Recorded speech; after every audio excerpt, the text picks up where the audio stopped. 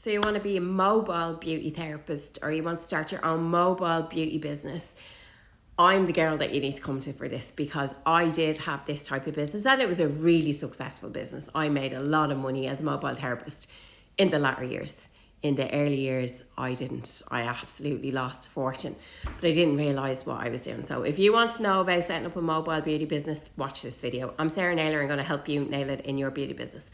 Here's what you need to do to set up a mobile beauty business. It's the exact same as setting up any type of business in Ireland.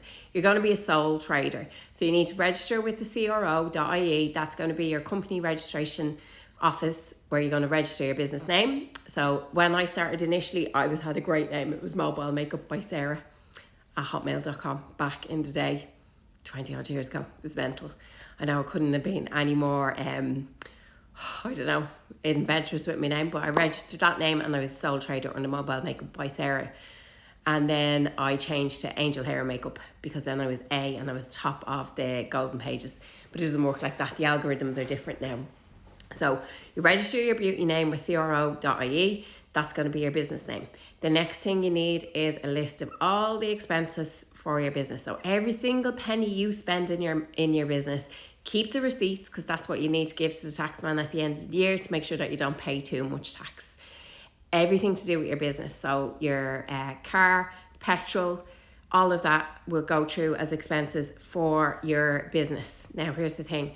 They don't include stuff that you do for your personal life. So you need to write down mileage, keep a track of where you go to do your jobs, all that kind of stuff. Here's what people never told me when I was mobile therapist is you need to have safety. You need to let people know where you're going, who you're going to be with, how long you're going to be there. You need to have a check-in policy.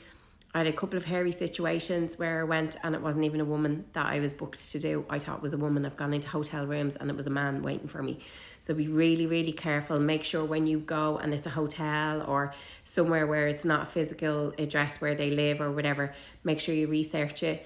Make sure you let somebody know that you're going to be there from 9 till 10 or whatever. Get them to check in with you a couple of times. That's something that you really need to do.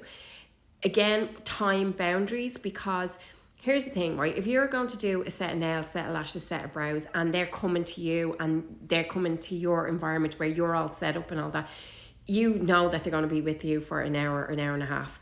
If you're going to their house, you need to factor in the cost of getting to them, setting up when you get there, carrying out your treatment, leaving them and getting to your next job. So you can't do as many jobs throughout the day, which means your prices have to be more expensive. You are a convenience to the person that you're going to. I didn't see that at the early stages. I didn't realise, and I was charging the same price as what I would have been charging in the salon. You need to increase your prices as a mobile therapist, because you are bringing the salon to them. You're being convenient. You're working around times that suit them around their life. So you are bringing an extra bit of value. So that needs to be reflected in the cost, what they're going to pay you. So if you're doing makeup, for instance, that you're charging 40 euros in the salon, it needs to be at least 70 or 80 euros when you go to them. If you're doing nails and you were charging 30 euros for shellac in the salon, it needs to be 50 euros if you're going to them, because of those additional times. So you're traveling to them, you're setting up when you get there, and then the time that you're going to spend with them. The next thing you're going to need to do is make sure that you only use that amount of time when you're in their house.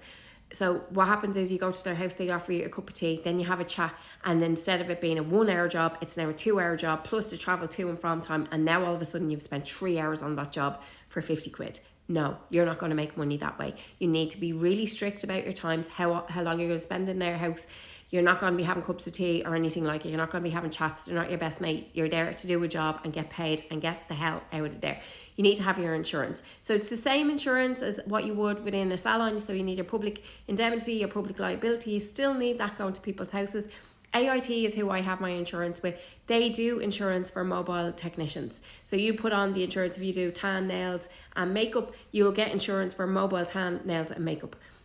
If you do mobile facials or mobile lashes or mobile brows, that's what you're going to get your insurance for. And that covers you for carrying out that treatment within their home. The other thing I'm going to say to you is when you set up in their home, if you're using any of their furniture for your setup purposes, make sure you cover it. I've had it where I went to someone's house and they were to get a brand new oak table. I used my nail varnish bottle, I put it down on the oak table, it left a ring. The husband went absolutely mental and was looking for me to pay for a new oak table. So you need to protect their surfaces. So bring sheets to cover their surfaces. You need to work cleanly, hygienically. So having travel UV kits and stuff like that for all your steel implements is wiping down their surfaces. You will not know what the house is going to be like until you arrive there. So you don't know what the lighting is like. You need to have boundaries with them and say, I need an area that's set up in this way, shape or form. In hotel rooms as well. So I would have done a lot of work in hotel rooms. You arrive and it's this boudoir setting. Lighting is terrible. Make sure you have proper lighting. So I used to bring a ring light with me everywhere for whether I was doing nails, lashes, brows, makeup. So I had the proper light that was set up for what I needed to work. I would bring a portable bed with me if I was doing lashes or brows, because you don't know what kind of setup is going to be there when you get there.